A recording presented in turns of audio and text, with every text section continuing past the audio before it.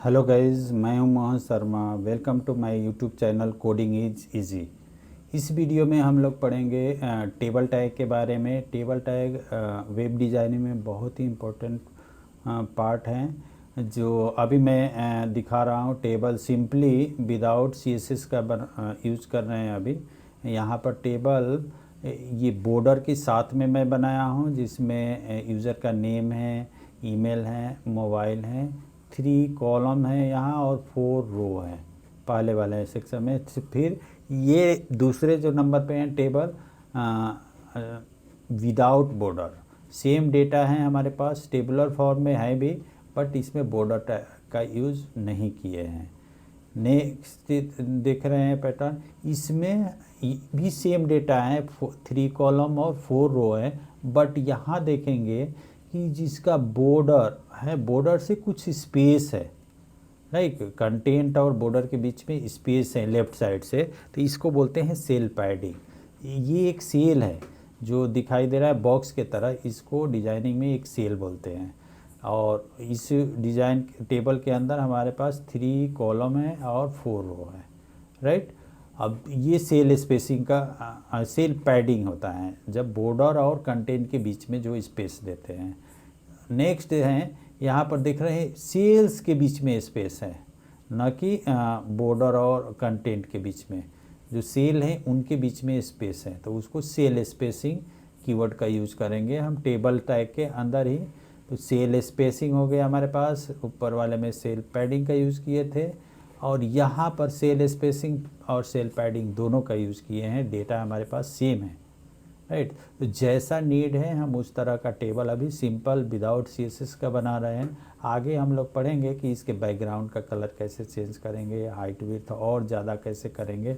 अभी इसका डिफ़ॉल्ट में डेटा जितना होगा एक्सेल में ऑटोमेटिक ये इंक्रीज हो जाता है। इस चीज़ को आपको ध्यान देना होगा। और यहाँ पर देखेंगे एक और एट्रीब्यूट यूज़ किए हैं, कॉल स्पैन और रो स्पैन। रो स्पैन 2 रो को या 2 से ज़्यादा रो को मर्ज करने के लिए यूज होता है। कॉल स्पैन 2 या 2 से ज़्यादा कॉलम को एक साथ मर्ज करने के लिए यूज होता है। तो आप देखेंगे यहाँ पर हम लोग यूज़ किए हैं रो कॉल स्पैन का पहले वाले में, इसमें 2 कॉलम एक साथ मर्ज हो रहा है और इसी में हम डेटा रखे हैं। और यहाँ पर रो स्पैन का 2 रो मर्ज हो रही है इस सेक्शन में, 8 और ये 7 के बीच में ये 2 रो मर्ज हो रही है। तो कैसे हम मर्ज करेंगे 2 या 2 मोर देन 2 कॉलम और रो। तो ये कंप्लीट टेबल इस टाइप का कैसे बनाएंगे आज के वीडियो में हम लोग देखते हैं, राइट। तो मैं न्यू पेज ओपन कर रहा हूँ, बिल्कुल बिगनिंग से मैं सिंटेक्स लिख रहा हूँ। ये प्रैक्टिस इसलिए आप लोग भी करते रहना कि अच्छे से प्रैक्टिस हो जाएगा कि कोडिंग में रियल में होता क्या है, कैसे लिखते हैं। नॉट डॉक टाइप, इसको क्लोज नहीं करेंगे, जस्ट इसके नीचे लिखेंगे। मैं HTML मैं बताया था कि HTML को सबसे पहले डॉक टाइप के बाद स्टार्ट करेंगे और लास्ट में, सबसे लास्ट में HTML को क्लोज करते हैं। ये आपको अच्छे से प्रैक्टिस कर लेना है। इसके जस्ट नीचे होता है हेड टैग, हेड टैग को भी जस्ट इसके नीचे क्लोज कर देते हैं, राइट। और हेड टैग के जस्ट नीचे होता है हमारा body tag, right. Body tag को भी क्लोज कर देना है। अब इसको सेव कर देता हूँ मैं, टेबल नाम से है तो table2.html के नेम से मैं उसी लोकेशन पर सेव कर देता हूँ फाइल को। एक कलर भी चेंज हो गया और इसके अंदर टाइटल भी लिख देते हैं इस पेज का। पेज में टाइटल में लिख देता हूँ स्टूडेंट लिस्ट या टेबल टैग ही लिख देता हूँ और इसको क्लोज कर देते हैं,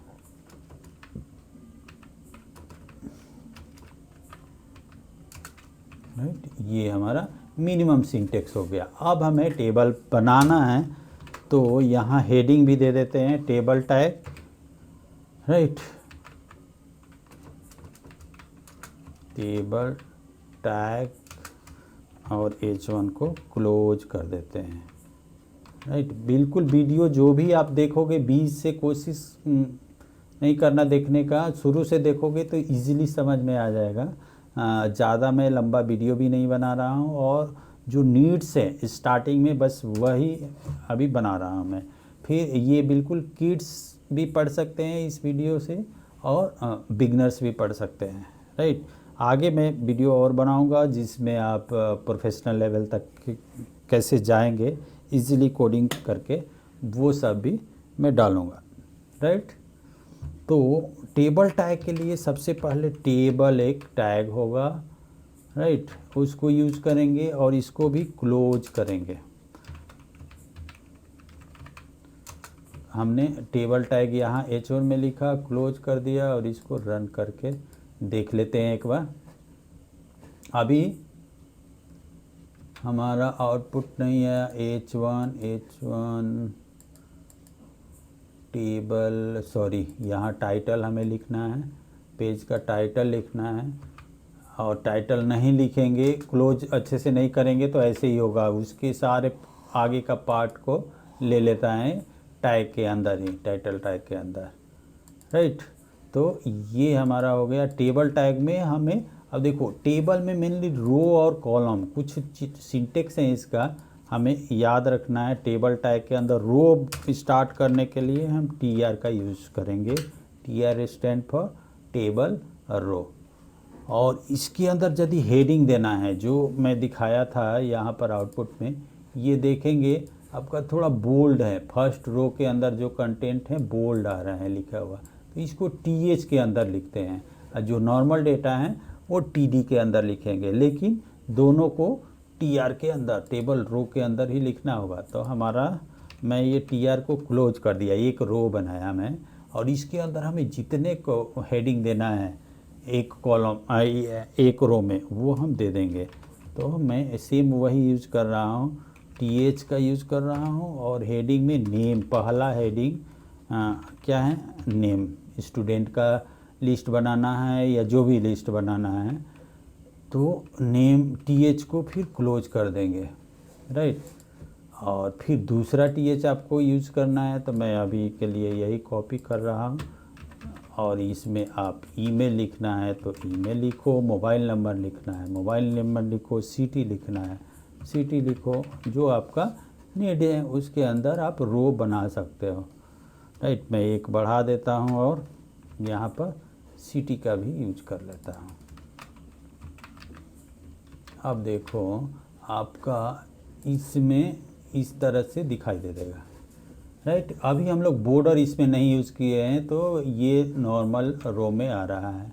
फिर दूसरा रो बॉर्डर का यूज़ करना है, तो यहाँ पर बॉर्डर एक कीवर्ड होता है।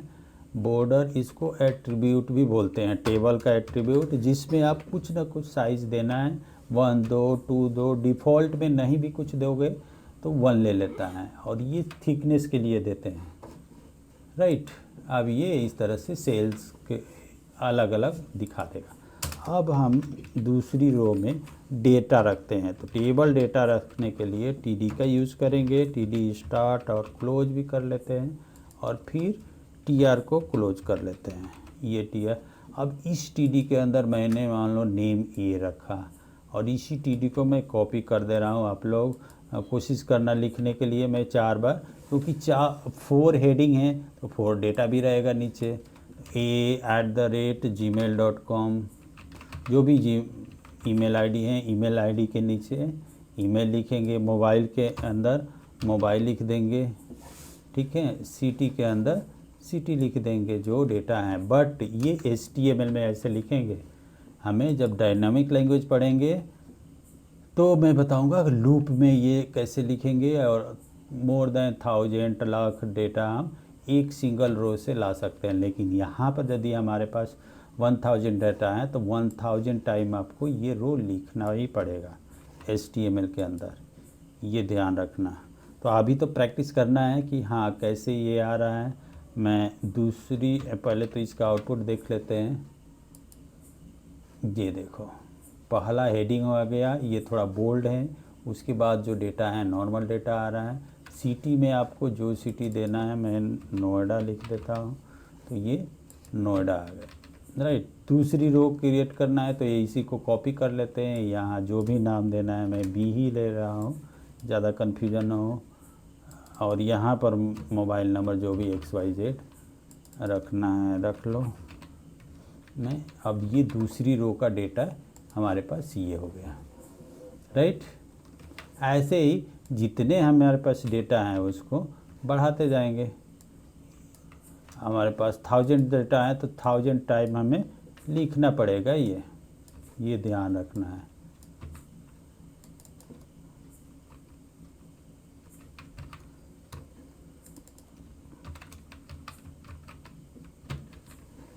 मोबाइल नंबर मैं सेम ही छोड़ देता हूँ, आप देख लो। इसको मोबाइल नंबर 3 का सेम ही है, ये मैं सिटी चेंज कर दिया, ईमेल आईडी चेंज कर दिया, और जो आपको नीड्स है ऐसे कर सकते हो। आई होप कि ये टेबल डेटा टेबल टैग के अंदर क्या क्या TR stand for table row, repeat कर देता हूँ, TH stand for table heading and TD stand for table data. तो हमें जितनी डेटा होगा ऐसे ही रो बढ़ाते जाएंगे, राइट। अब मैं इसी टेबल को फिर दोबारा कॉपी कर रहा हूँ, अब विदाउट बॉर्डर दूसरा इसके नीचे यूज कर रहा हूँ, टेबल टैग विदाउट बॉर्डर।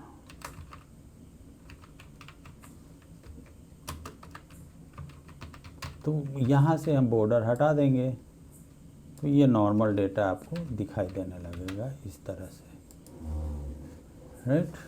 ये विदाउट बॉर्डर है। टेबल टैग पहला का को लिख लेते हैं विथ बॉर्डर।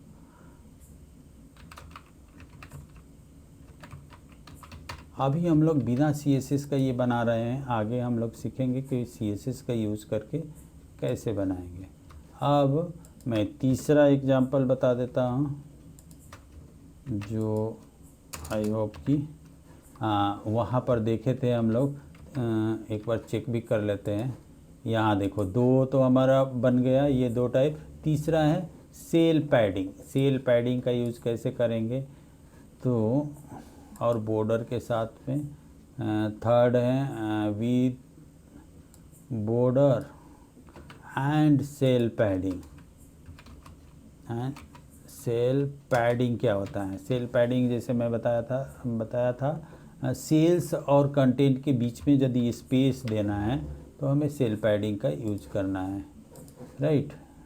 अभी तो ये बॉर्डर यूज कर लेते हैं इसमें,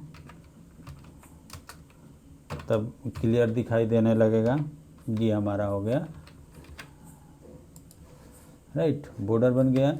अब इसमें सेल पैडिंग देना है तो कुछ नहीं, यहाँ पर सेल पैडिंग लिखना है, उसके बाद कितना पैडिंग देना है यहाँ न्यूमेरिक में देना है, हमें देना है 20। तो ये 20 कैरेक्टर का पिक्सल का स्पेस ले लेगा, 20 पिक्सल का लेफ़्ट साइड से स्पेस लेता है, और ऊपर से भी ले लिया, इधर राइट में 4 साइड से भी ये स्पेस अब दिखाई देगा। अब मैं पहले भी बता चुका हूँ कि इसमें जो बड़ा कंटेंट होगा जिस सेल के, उसके अकॉर्डिंग इसके साइज़ बढ़ता रहता है, राइट, ओके। ये हो गया हमारा सेल पैडिंग। सेल और कंटेंट के बीच में स्पेस दिखाई दे रहा है, क्लियर। अब हम लोग दूसरा प्रॉपर्टी पढ़ लेते हैं इसका, सेल स्पेसिंग क्या होता है। मैं उसको अलग टेबल में ही बना देता हूँ, फिर दोनों को मर्ज कर लेंगे। यहाँ सेल पैडिंग के जगह पर लिख देना है सेल स्पेसिंग। सेल स्पेसिंग क्या करता है, 2 सेल के बीच में स्पेस देना होगा तो देगा। ये देखिए यहाँ सेल्स के बीच में स्पेस आ गया, लेकिन कंटेंट सटा हुआ है सेल से, तो ये सेल स्पेसिंग हो गया, ये सेल पैडिंग हो गया। दोनों चाहिए हमें, तो यहाँ कर देता हूँ सेल स्पेसिंग, राइट। अब दूसरा कर देते हैं सेल स्पेसिंग या पैडिंग, दोनों एक साथ करना है तो दोनों हम एक साथ कर सकते हैं, सेल स्पेसिंग एंड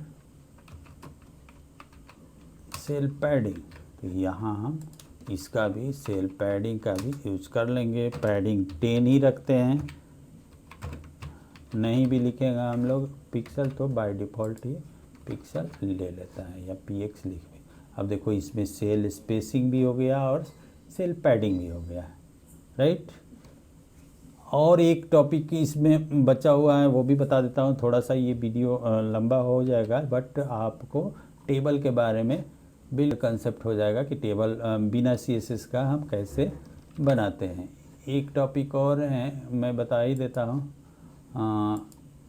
बिना CSS का, वो देख लीजिए। मर्ज कैसे करेंगे सेल्स को मर्ज करने के लिए हम यूज करते हैं सेल स्पेसिंग हो गया, सेल पैडिंग हो गया, और ये होता है col span and row span, col span और रो स्पैन, राइट।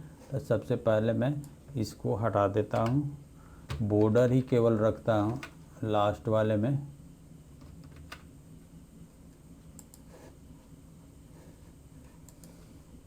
राइट।